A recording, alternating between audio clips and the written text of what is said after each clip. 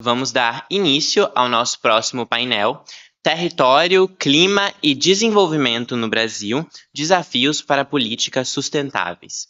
Nesse painel, vamos explorar frentes de luta por justiça ambiental num Brasil que vivencia a intensificação da crise climática, para entender como atores diretamente ligados ao território vêm influenciando políticas públicas, pressionando instituições, mobilizando redes e inserindo novas prioridades na agenda ambiental. Para isso, temos a honra de receber Samela Sateré Maué, ativista ambiental,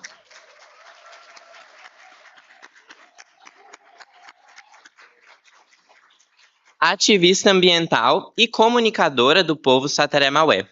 Bióloga pela Universidade do Estado do Amazonas, Samela integra redes nacionais de articulação indígena, como a PIB e a NIGA, atuando em defesa do território. Também está conosco Domitila Barros, ativista socioambiental e estrategista em sustentabilidade, globalmente reconhecida por seu trabalho na interseção de impacto social, ESG e comunicação. E o Marcos Vinícius Ribeiro,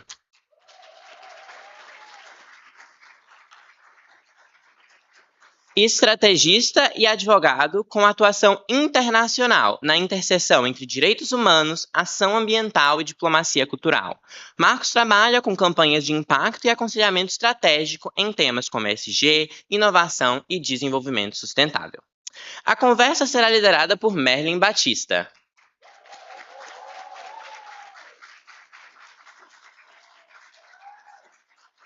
afro-indígena, acadêmica de pós-doutorado da Universidade de Harvard na área de desenvolvimento de tecnologia em saúde e presidente de comunicação da Brazil Conference. Por favor, a palavra de vocês.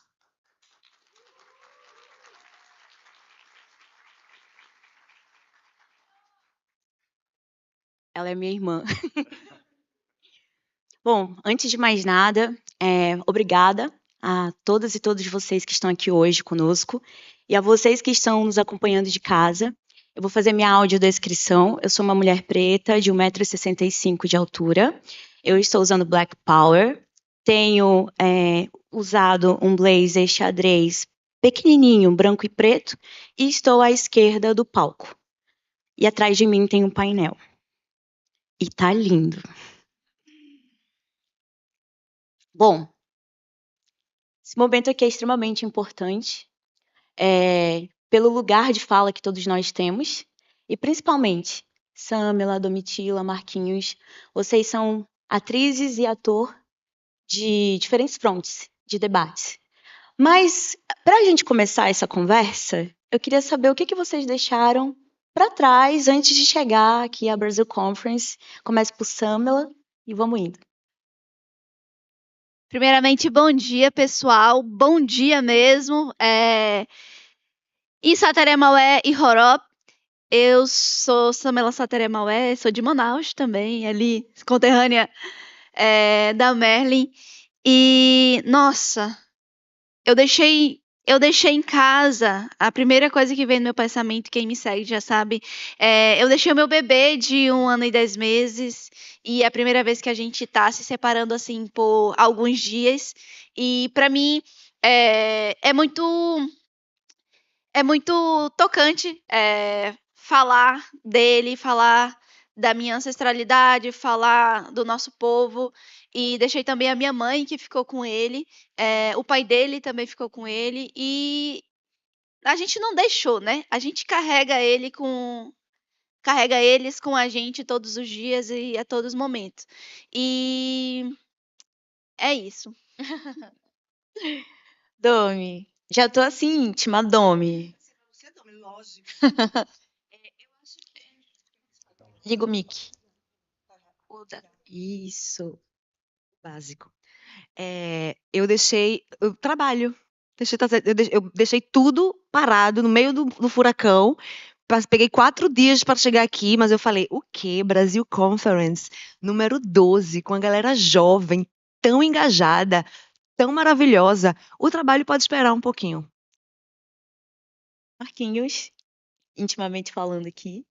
Boa tarde, é um prazer imenso estar aqui e poder discutir com um painel tão importante e experiente e ambicioso. Eu deixei em casa um projeto extremamente importante que está tomando meu tempo, igual um louco, que é um projeto de lei que foi proposto no Congresso Brasileiro, onde a gente está discutindo a saúde mental em decorrência da crise climática. O que está acontecendo e o porquê isso está acontecendo e que tem que ser falado e falado muito. E também deixei meu marido que eu abandonei, falei assim, eu preciso ir porque é um momento muito importante para a gente falar do Brasil, para a gente falar do futuro do Brasil e de justiça climática. A gente está com um painel aqui extremamente importante, para além dos nossos lugares de fala. A gente vai começar por um eixo que envolve desigualdade de impacto ambiental. Essa desigualdade de impacto ambiental, Samila, quando a gente conversou, quando a gente te viu, com todo o seu trabalho e entrega, nós podemos observar aqui que você traz a ideia de que são justamente as populações mais conectadas ao território que mais sofrem com os impactos da crise climática.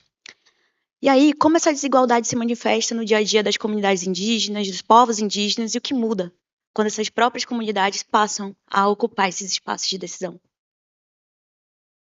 Eu acho que é importante a gente. Tá desligado. Acho que é importante primeiro a gente explicar, né, como é que é a relação dos povos indígenas com o território. É porque existem muitos projetos de lei que tratam terra como território como terra, e que para a gente não é assim. Para nós, povos indígenas, nós temos uma relação muito complexa, muito inteira e muito direta com o território. E o território não é um pedaço de terra, o território é tudo que tem dentro desse espaço. São os animais, são as árvores, são os nossos antepassados enterrados lá, são a língua, a cultura, a identidade, o tempo, o clima, as frutas. Então, é tudo que está ali naquele ecossistema que nós vivemos, sobrevivemos e que nossos antepassados também estiveram lá. Então, isso para a gente é território. E eu sempre conto, né, que no nosso mito de origem do povo Sateré-Maué existiu um Muçoquém, que o Muçoquém é um lugar, um território onde não havia diferença entre uma pessoa humana, de uma árvore, de uma pedra e de um animal. E no Muçoquém, os animais, as árvores e as pedras, elas conversavam com as pessoas. E que, com o passar do tempo e com a maldade humana, eles se fecharam. Então, eles não falam mais com todo mundo, eles não falam mais com as pessoas, justamente porque têm medo de mostrar, e eles estão ali pela preservação. Então, para nós, povos indígenas, não tem diferença de uma árvore, de um rio, não tem diferença de um animal para uma pessoa. Então, quando a gente defende o rio, quando a gente defende o território, nós estamos nos defendendo, nós estamos defendendo os nossos. Tanto é que em falas muito, muito, muito bonitas que eu já ouvi de Alessandra Munduruku, quando dragam o rio, é como se estivessem dragando as nossas veias, como se estivessem entupindo as nossas veias, porque os rios são por onde corre o nosso sangue. E quando queimam nossas florestas, quando derrubam as nossas árvores, é como se estivessem nos queimando, nos matando e nos podando. Então, é uma relação muito íntima com a natureza que, muitas das vezes, o olhar colonial ele não entende, ele só entende como um pedaço de terra, que para nós é muito além disso, né? E essa relação também explica muita coisa em relação aos povos indígenas, porque para nós, povos indígenas, nós não temos o pensamento de eu vou trabalhar para eu conseguir me sustentar. Para nós, povos indígenas, a gente vive o momento. Para a gente, o território ele sempre vai estar ali e a floresta ela sempre vai nos manter vivo. Só que isso está ameaçado, né? Então, por isso a gente não tem o pensamento colonial de trabalhar. E o que a colonização não entende, né? Para nós, não. O indígena é preguiçoso, ele não quer saber de trabalhar. Ele só quer ficar lá no território para não fazer nada. Só que o pensamento colonial dele, ele está colocando em cima da gente. Não é isso que a gente pensa. Então, é por isso que é importante entender essa relação para poder falar sobre território. E quando a gente fala sobre justiça climática e racismo ambiental, a gente traz para uma pegada também do território, dos territórios dos povos indígenas. E eu só falo sobre justiça climática porque estou nesses lugares onde falam sobre justiça climática. Só que o meu parente não sabe o que é justiça climática. Meu parente não sabe que ele sofre racismo ambiental. Então, cabe a mim, que já fui formada, que detenho uma ferramenta muito importante, que é a internet, que é a comunicação, traduzir isso para os meus parentes. Então, a partir do momento que eu entendo o que está em jogo e consigo traduzir isso para os meus parentes, eu estou fazendo o meu papel enquanto jovem, comunicadora, indígena, cientista, bióloga, e trago essa mensagem aqui. Meu parente não sabe que se ele não consegue fazer farinha, porque chove muito ou porque não chove, é resultado das mudanças climáticas e que isso é racismo ambiental. Meu parente não sabe que se ele não consegue pescar a quantidade de peixe suficiente para manter a sua família, e consequência das mudanças climáticas, ele não sabe que isso é racismo ambiental. E ele não sabe, e muito menos é muito vetado, estar em espaços como eu estou agora e meus companheiros aqui, porque esses locais são historicamente negados para a gente. Então, é muito difícil um de nós estar nesses espaços. E é muito importante também que essas portas se abram para a gente. Porque quanto mais de nós falarmos, mais as pessoas saberão sobre nós, né? Que nada é por nós sem nós. A gente sempre fala isso. Então, é muito importante que a gente esteja nesses espaços falando. Então, para nós, povos indígenas, a gente tem essa relação muito íntima com o território. Somos os principais afetados pelos efeitos das mudanças climáticas, não somente povos indígenas, mas comunidades ribeirinhas e quilombolas, que não estão diferente da mesma situação que povos indígenas. E não estamos no centro do debate climático, porque você não vê pessoas como nós, indígenas, quilombolas ou ribeirinhas, estando negociando em conferências climáticas como as COPs. São sempre os nossos representantes, que são os líderes climáticos globais, e sempre os líderes climáticos globais não incluem os povos indígenas, comunidades ribeirinhas e quilombolas. Então, trago essa perspectiva do território para vocês, e depois a gente desenvolve mais sobre a temática.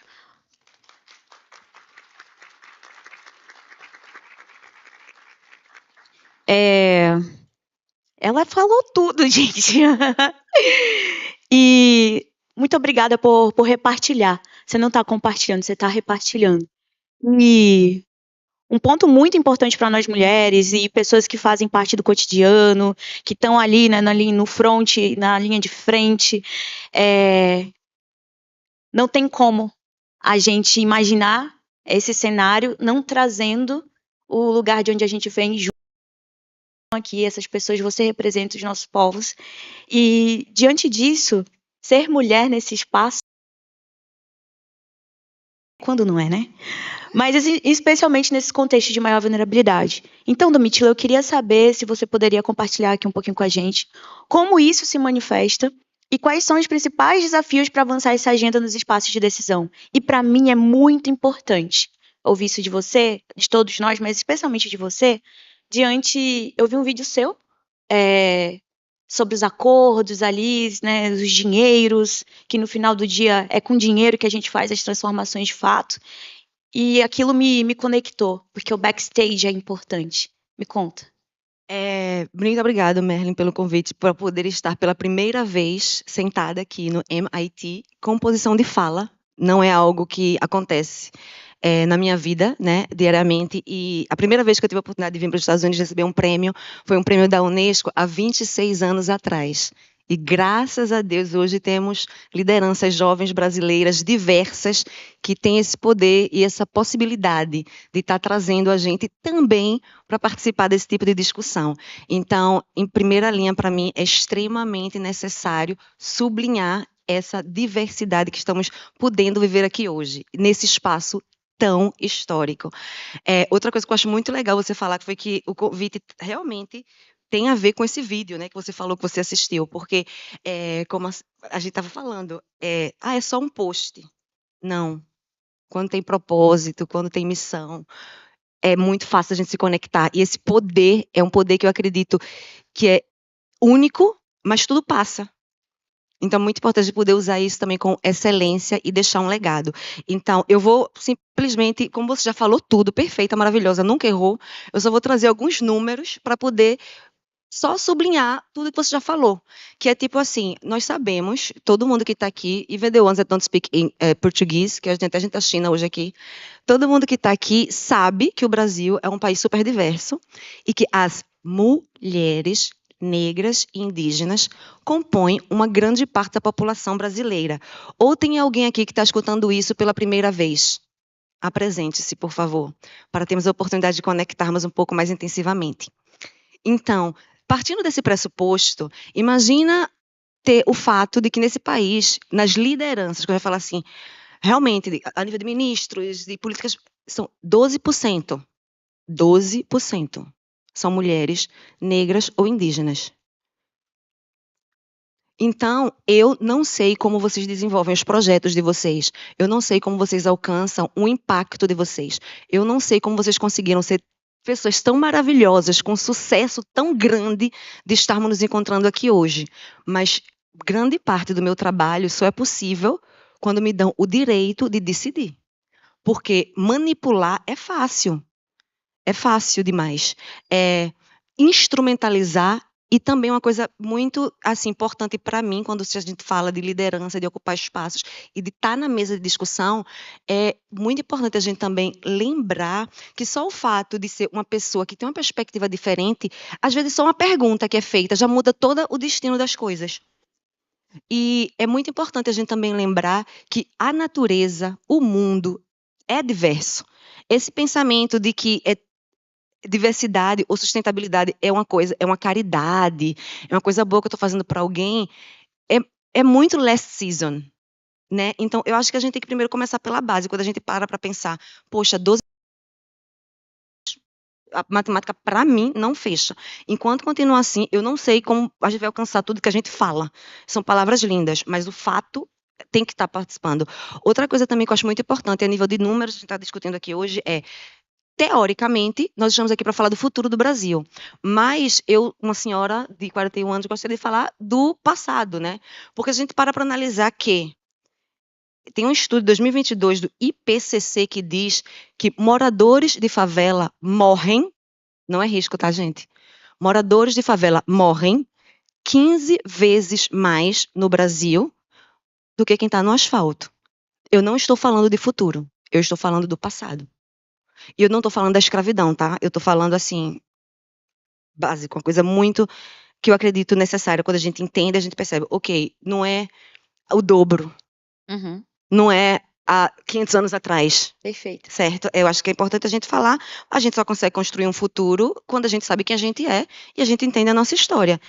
E outra coisa também que eu fiquei um pouco, assim, eu vou até ler para não cometer erros, porque eu tenho consciência de onde eu estou, é que outro fato que eu fiquei muito, assim, impressionada é o fato de que houve um estudo aqui em Cambridge, acredito que foram estudantes que são brasileiros aqui nos Estados Unidos, onde eles tiveram a oportunidade de pesquisar quanto vai custar para o Brasil até o ano 2050, se a gente não assumir esse protagonismo de atuarmos veridicamente sustentável e com essa integração da pluralidade que nós já temos.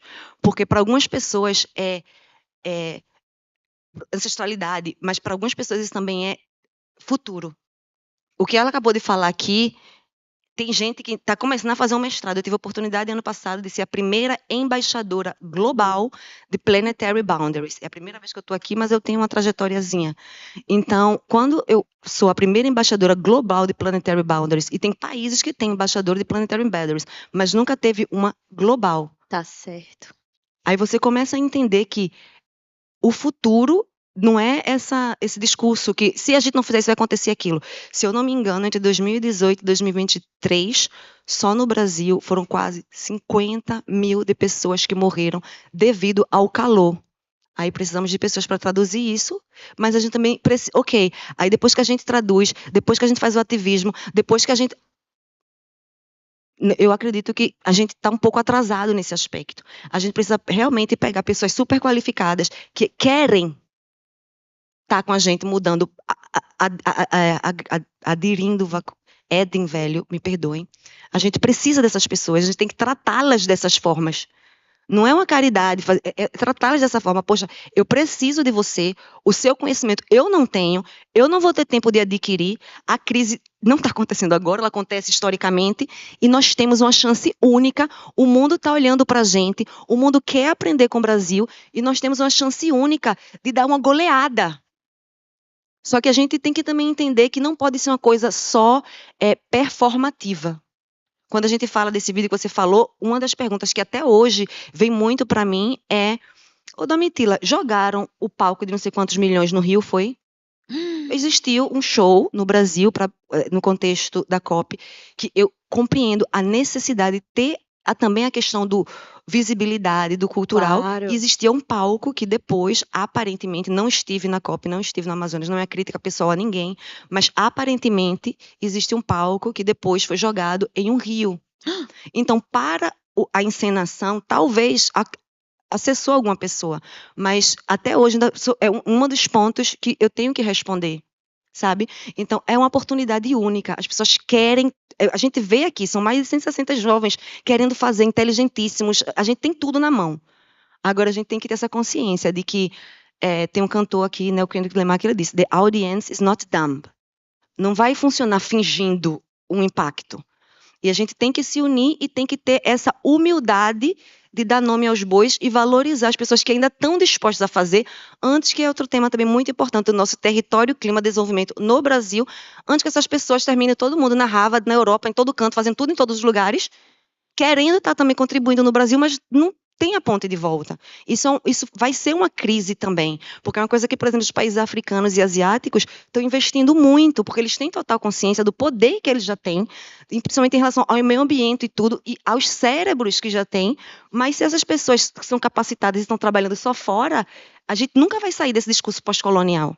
A gente sempre vai dizer só, ok, eu te vendo a banana para comprar um carro, sabe? Então, eu espero que tenha feito sentido, mas eu acho que é uma pergunta muito complexa, mas a gente consegue Sim. quebrar ela muito fácil nos números. E eu acho que é muito importante ter essa noção de que já está tudo lá, o pessoal está capacitado, o pessoal quer fazer as coisas. A gente tem números, a gente fala de futuro como se as coisas não estivessem acontecendo, que é uma coisa que eu acho muito chata. Né? Se a gente já sabe que mais de quase 50 mil pessoas já morreram por causa do calor, se a gente sabe que só 12% das mulheres negras e índias têm o direito, não é nem o acesso, é o direito de poder participar a nível de decisão, se a gente sabe que 15 vezes mais o residente de uma favela do que o residente do asfalto morre, não é o risco de morrer porque talvez se ficar quente. A gente está esperando o quê para unir o útil ao agradável fazer a coisa acontecer? Dá lucro. Eu tenho como provar que dá lucro.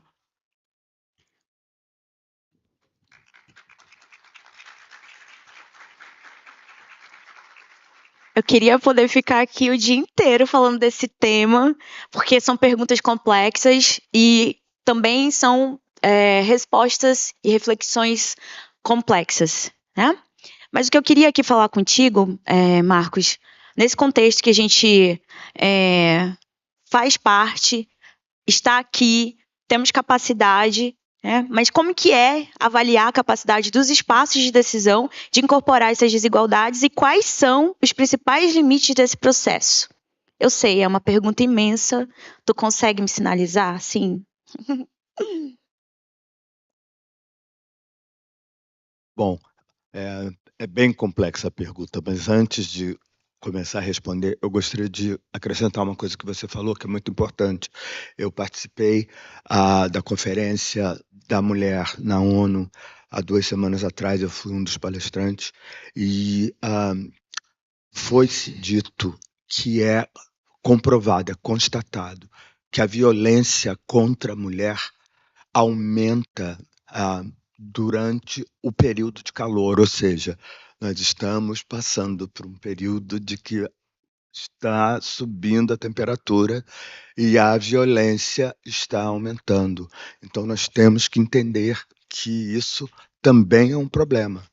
Quer dizer, a gente tem que ter um cuidado com o meio ambiente, não só pelo meio ambiente, mas pelas ações que causam na humanidade. Bom, agora a gente vai voltar para a sua pergunta. Bora. Eu acho que hoje em dia a tomada de decisão ou a tentativa de tomada de decisão é bem maior do que a gente tinha anteriormente, porque deixou de ser uma coisa invisível, passando para o visível e palpável quando você vê que existem organizações, entidades, comunidades que estão falando dos problemas que estão acontecendo, mas que existe muita coisa que tem que ser feita e que não está sendo feita porque é um problema de arquitetura de tomadas de decisão. Essa arquitetura de tomadas de decisão, a gente viu alguns avanços muito importantes que foram feitos através da COP30 e o presidente da COP30 está aqui, é uma pessoa que eu admiro muito e que tem um grande ensinamento para nós todos. A gente viu o mutirão global, a gente viu a transição justa e o plano da ação de gênero. Mas a gente tem os problemas que entravam tudo isso. A gente tem um problema político que esbarra nas decisões que têm que ser tomadas por parlamentares no Congresso, e aquilo ali fica travado. Você vê o problema de demarcação de terra. Você tem um problema institucional, que é o problema que tem a ver com a questão do apoio da geopolítica, do financiamento, que não acontece, que fica parado.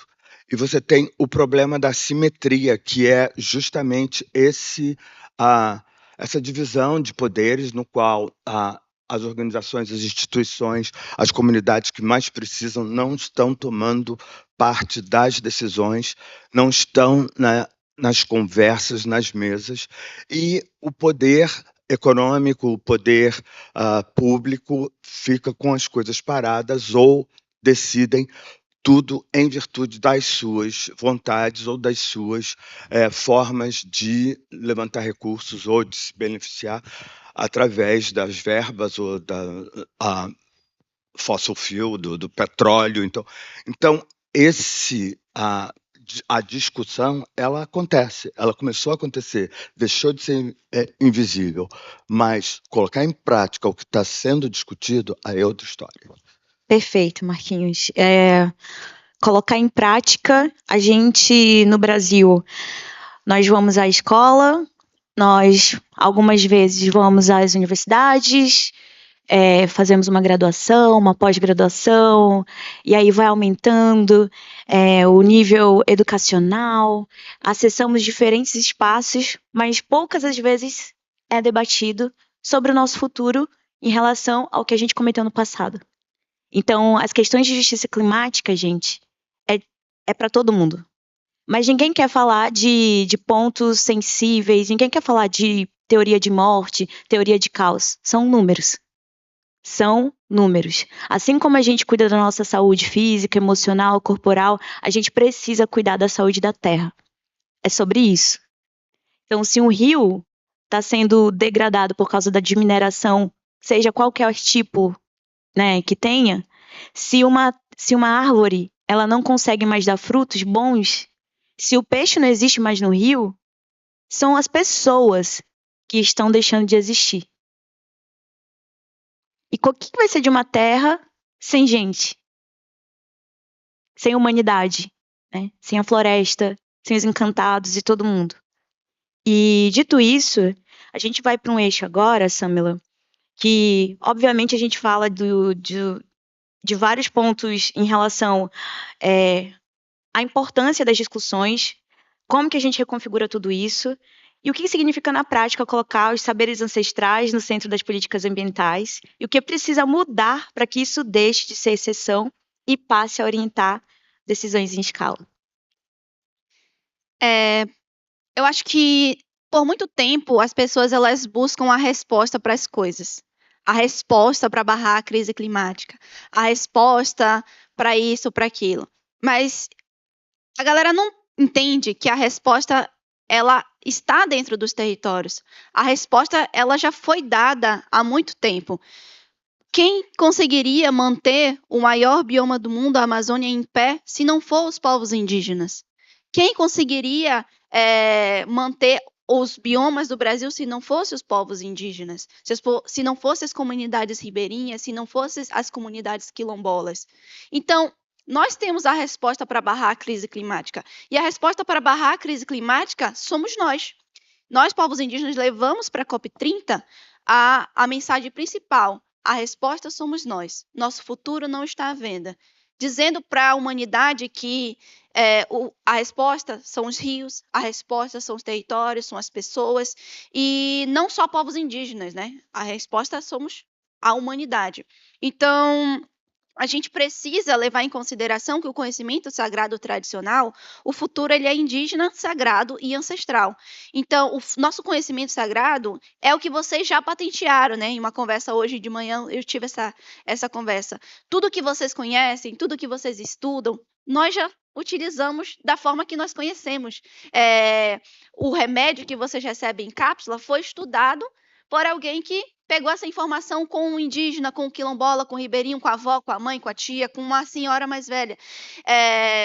Tudo que compõe uma fórmula química de um remédio é a química que tem dentro da floresta. É a química que tem numa folha, é a química que tem numa árvore, é a química que tem numa raiz, é a química que tem num fruto. Então, tudo que existe, nós já sabíamos antes. Então, só está sendo patenteado. Está tendo congresso mundial sobre ayahuasca, né? Então, quais são os indígenas que estão lá, né? Então, já foi patenteado por outras pessoas, sendo que nós já fazemos o uso da medicina tradicional há muito tempo. É importante não banalizar, não utilizar de forma que não é para ser utilizada. E isso é importante, valorizar o conhecimento sagrado ancestral. E eu trago isso na minha vivência.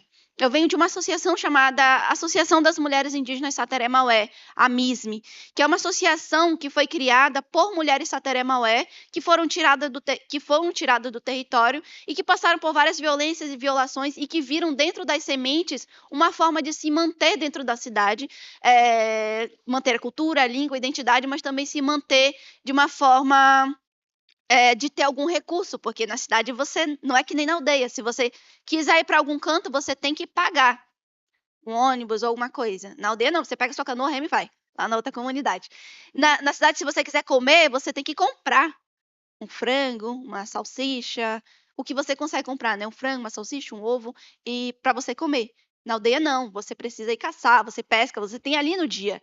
Você planta, você tem a sua farinha ali, a sua roça. Então, você precisa de dinheiro para viver na cidade. E para a gente se adaptar, a gente viu no nosso artesanato essa forma.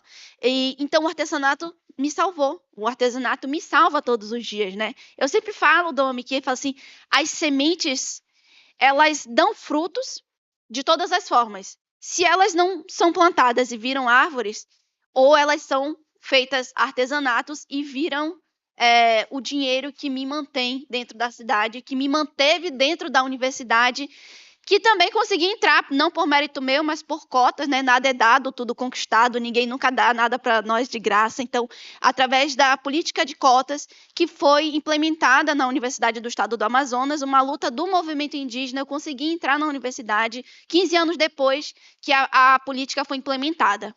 Então, uma luta da minha avó. Então, toda vez que eu lembro que eu fiz uma universidade, eu lembro da dívida que eu tenho com o meu povo. É uma dívida eterna. Então, tudo que eu faço, por eu ter ocupado esse espaço, por eu estar aqui, é uma dívida que eu preciso com o meu povo. Então, a gente também tem que ter esse pensamento. Se a gente está ocupando um espaço que foi dado, que foi conquistado, que não foi dado, a gente tem uma dívida. Então, a gente precisa pagar essa dívida fazendo bem para o nosso povo ou contribuindo de alguma forma. Então, se a minha avó conseguiu, através do movimento indígena de mulheres, conseguiu implementar a política de cotas dentro da Universidade do Estado do Amazonas para que a neta dela, 15 anos depois, conseguisse concluir um curso de graduação, a minha fala aqui hoje não é a minha fala, é a fala dela. É a fala das mulheres. Então, todas as vezes que eu estou aqui representando as mulheres, representando o meu povo, utilizando um artesanato, que é o meu território, que está comigo, é uma lembrança de que eu tenho para onde voltar. Que eu tenho um território, que eu tenho casa, que eu tenho família, que eu tenho uma história, um legado, que eu não falo sozinha, que várias vozes falam por mim através da minha voz, através de um microfone. E isso é muito importante, né? E aí, desculpa, não sei se vai ter outra parte falando sobre desenvolvimento, mas eu acho muito importante a gente tocar na parte do desenvolvimento, porque por muito tempo as pessoas olham para os povos indígenas e falam: empecilho para o desenvolvimento.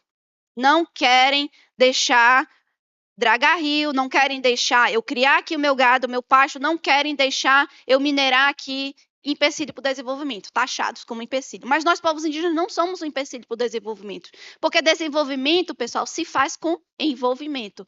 Precisa de Perfeita. consulta livre, prévia, informada. A gente precisa ser consultado sobre todas as coisas que vêm acontecendo no nosso território. Já pensou chegarem na casa de vocês e implementarem alguma coisa sem consultar vocês? Chegarem lá tirando vocês e falando que vocês precisam ir para outra casa, porque essa casa agora vai ser feita algum empreendimento que não foi consultado.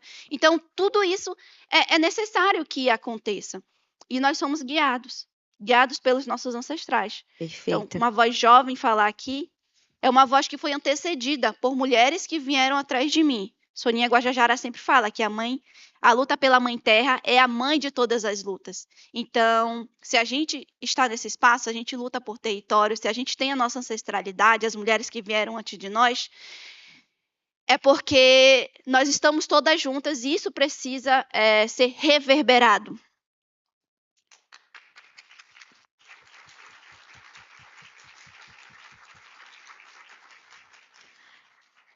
Aí eu fico aqui, né? Eu olho pro relógio, aí eu, meu Deus, eu queria ouvir mais. Aí eu fico aqui, ó. Meu Deus, o povo deve estar em casa assim, fala mais, isso aí. Mas, Domitila, dito tudo isso que Samela compartilhou aqui com a gente, queria muito poder ouvir de ti. Tu trouxe já as análises, os dados, mas eu quero que tu possa sintetizar pra gente. A gente faz discurso bonito, né? Eu, então, adoro falar e faço o pessoal chorar, com o meu discurso eu choro. Então, o discurso é bonito, mas como que faz traduzir em políticas, recursos e mudanças efetivas? Aí foi quando eu comecei a me interessar em estudar Circular Economy, economia circular. Porque quem me conhece sabe, né? Eu nasci no Morro da Conceição, me criei em Ilha do Tiro. Hoje em dia, com muito orgulho, eu posso dizer que eu sou uma das mulheres no mundo mais premiadas na categoria sustentabilidade. Muito obrigada por informar que o presidente da COP no Brasil está presente. Boa tarde. Eu vi o seu rosto, eu imaginava que conhecia, mas foi tudo muito rápido. Espero que você não tenha levado nada pro pessoal. E acho que é até uma boa oportunidade, dinheiro, COP, pessoas importantes, superstars na casa, para dizer isso, né? É muito importante a gente, quando eu falo da união, eu gostaria que o senhor até visse essa oportunidade como se eu estivesse me candidatando para o senhor. Eu não quero nada de prejudicar ninguém. Eu realmente quero ajudar, se existe a possibilidade e o interesse. Eu também não acho legal forçar nada e não acho legal ficar metendo em nada, por isso que eu sou toda no meu quadrado. Mas eu acho que é uma boa oportunidade, já que a gente está falando de união, né? Eu mesma, com certeza vou, às vezes se encontrar muitas vezes, vou indicar para todo mundo. E eu acho que a gente tem que ver esse momento também como isso. São críticas positivas com a oportunidade da gente estar agregando valor. E eu estou aqui já com o pessoal do direito tributário, já estou com os Gen Z, e é o diálogo. E é isso que é, no meu ponto de vista, a diversidade. E nada disso seria possível, Merlin, sem você aqui. Então, a gente precisa ocupar esses espaços. Se você não ocupa esse espaço, eu não estou aqui, se eu não venho, e ela não está aqui, aí não precisa falar que todo mundo já sabe, é repetitivo. Então, precisamos estar em lugares de liderança. Repitam, por favor, quem quiser e puder comigo. Não estou aqui para servir nem entreter. Eu quero exatamente o que a maioria de vocês querem.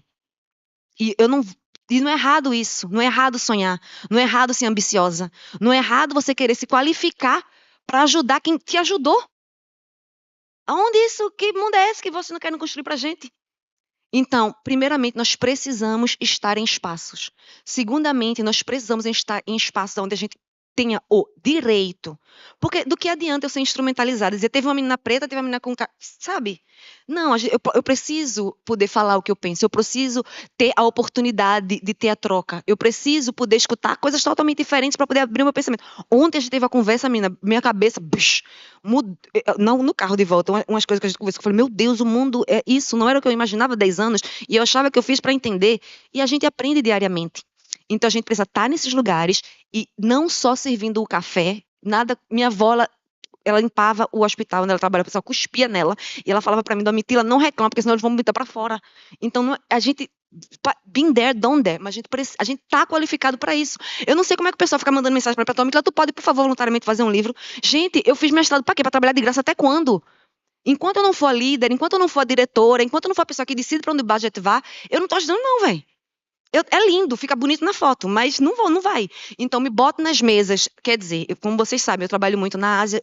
Inclusive, o que eu deixei para trás foi esse projeto. Eu vou depois viajar mais 4 dias para fechar um monte de ilha na Tailândia, porque é onde eu estou trabalhando no momento. Amaria ter a oportunidade de trabalhar com Conservação? Conservação oceânica no Brasil. Trabalhei no mundo todo. Um dia vai chegar lá. Se não chegar, o oceano está no mundo todo, vai chegar no oceano do Brasil igual. Uhum. Certo? Trabalho muito, como você sabe, também nos Emirados Árabes, na Europa, Parlamento Europeu, presidente dos Emirados Árabes, etc., pp. E eu acredito que é muito importante eu estar nesses espaços. Como eu falei para muitos dos jovens que estão aqui, que já se candidataram para alguns dos cursos que eu sou jurada, o Zayed Sustainability Prize, que eu tive a oportunidade de trabalhar por 2 anos, do presidente dos Emirados Árabes, doou $100 milhões. Eu estou há 2 anos lá. Esse ano, de 5 categorias, 2 brasileiros venceram. 2 ONGs do Brasil venceram. Então, assim, eu não estou dizendo que é por minha causa. Quem sou eu na fila do pão? Eu sou humilde o suficiente para ter noção disso. Mas eu estou dizendo que tem muitas coisas que a gente... É tão fácil para mim traduzir. Eu entendo. É tão easy. Agora, enquanto eu não tenho nem o direito... E outra coisa... Você sabe muito bem disso. Eu chego nos lugares agora e quando me pergunto pela minha carteira de identidade ou pelo o meu passaporte, eu perguntou para todo mundo, porque se for só para mim eu não entro. Então é importante a gente estar nesse lugar. Muita gente pensa que é por ego, é porque eu quero ser a pessoa mais famosa, mais rica do mundo. Não, eu quero realmente mudar o mundo e é parte do processo. É parte do processo. E é muito importante também, Merlin, eu tenho total consciência, a gente inspirar as próximas gerações, o que para mim é a parte mais difícil. Porque é uma responsabilidade insuportável. Eu, às vezes, só quero ser uma pessoa também, né? Uhul! Não pode, porque tem que fazer tudo certo. Se você errar, olha, a primeira é insuportável isso. E não pode mais ficar nesse... 2026, né? Não pode mais ficar nesse âmbito do isolamento. Eu sou a primeira brasileira, eu sou a primeira mulher, eu sou a primeira negra. Isso funcionava. Não funciona mais. Então, nós precisamos estar nos espaços de decisão, nós precisamos estar qualificados, nós precisamos entregar com excelência e nós ainda precisamos deixar esses espaços de uma forma que o próximo que vier não tenha que fazer assim para poder caber na cadeira, porque o bumbum vai caber. E sem papas na língua, eu não sei... quem está assistindo em casa, quem está se engajando em qualquer aspecto. Mas, quando a gente fala de sustentabilidade e meio ambiente, 2 ferramentas que aceleraram demais o meu poder de impacto foram dinheiro e tecnologia. Exemplo prático, tem um projeto de manguezais nos Emirados Árabes, onde a gente conseguiu plantar 20 mil com drone. O Brasil também está acelerando muito na pesquisa de trabalho científico para também estar ajudando o meio ambiente. Porque a gente está lutando contra uma arquitetura, um sistema, cada um deu o nome que quiser. O tempo é subjetivo também. E o pouco tempo que a gente ainda já tem, por isso que eu falei, dá lucro trabalhar na sustentabilidade. Porque dá lucro, tem empregos, tem carreiras, e tem gente que está procurando gente para trabalhar e não tem gente qualificada para fazer as coisas.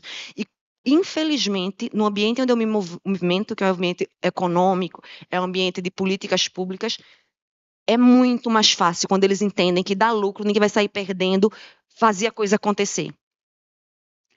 Domitila, teve um momento que você falou tão rápido que eu fiquei imaginando como que vão traduzir isso para o inglês tão rápido que ela falou, porque é a necessidade de falar. Então, eu tenho muito a te agradecer por todo o compartilhamento. E para a gente fechar já essa rodada, antes das palavras finais, eu tenho uma pergunta de milhões. Aí você escolhe a moeda, tá, Marquinhos? Querendo saber a respeito. A sua atuação você já trouxe aqui em vários espaços que você está. Nosso time ficou muito feliz em saber que você é multiplural. Aí eu falei, olha, ele pode falar disso, disso, disso, disso, disso, disso, disso. Mas aqui, basicamente, considerando sua atuação entre diferentes setores, quais são hoje os principais limites institucionais que impedem que essas demandas, muitas vezes já estabelecidas no território, como a gente ouviu muito bem aqui, se traduzam em políticas públicas para efetivar as mudanças que acreditamos e tanto debatemos? De uma forma bem bonitinha, que eu quero ouvir vocês a palavra final aqui. De Bom, milhões, eu é falei. importante a gente entender que essas decisões que são tomadas, elas não são decisões 100% políticas, né? Elas são decisões que são tomadas por políticos. Então, essa diferença é uma diferença muito grande, porque se fossem decisões políticas que nós estaríamos discutindo políticas públicas, políticas internacionais, que a gente obedecesse às legislações e pensasse no bem público, elas seriam mais palpáveis, elas seriam mais entendidas e seria para o benefício geral. Quando ela deixa de ser vista como uma decisão política, totalmente política, e ela é feita para a política, ela tem um interesse único, pessoal, regional, e as pessoas que estão nas comunidades carentes, que não têm poder de fala, que não têm condições de entender ou de participar, ficam de fora. Elas sempre ficam de fora. E isso está acontecendo cada vez mais. Eu assisti um post de uma pessoa muito amiga falando que do jeito que as coisas estão acontecendo, do jeito que os governos estão trabalhando, a gente está vendo que é uma triste realidade, que a gente não vai conseguir chegar no que a gente precisa fazer para poder salvar o planeta, para poder salvar as florestas, os oceanos. E porque o interesse virou totalmente econômico, capitalista e político, para que as pessoas tenham esse poder de barganha, o poder de decisão para si. Então, a gente tem que ver justamente isso, a gente tem que ter uma ação conjunta humanitária, onde a inclusão é muito importante. É o que você estava falando, o diálogo e o debate seja construtivo, não seja agressão e desinformação, né? É muito importante entender que todas as informações que são passadas, elas devem ser pesquisadas, né? Avaliadas, confirmadas, porque hoje em dia quem está ganhando é aquele que menos informa, ou que informa de forma errada. E a gente passa o tempo todo tendo que consertar isso, em vez de realmente solucionar o problema. Então, isso é muito importante hoje em dia, em qualquer esfera da sociedade. Eu queria ter mais 1 hora para ficar ouvindo esses três. Me deram um desafio imenso. Eles três, para a gente estar debatendo sobre o que a gente acredita, o que a gente defende. E a gente está encerrando, está indo embora. E aí o que eu queria, agora que vocês pudessem, de forma bem sucinta, e sucinta mesmo, qual é o principal desafio e oportunidade de combate à crise climática? Vou começar por Samila.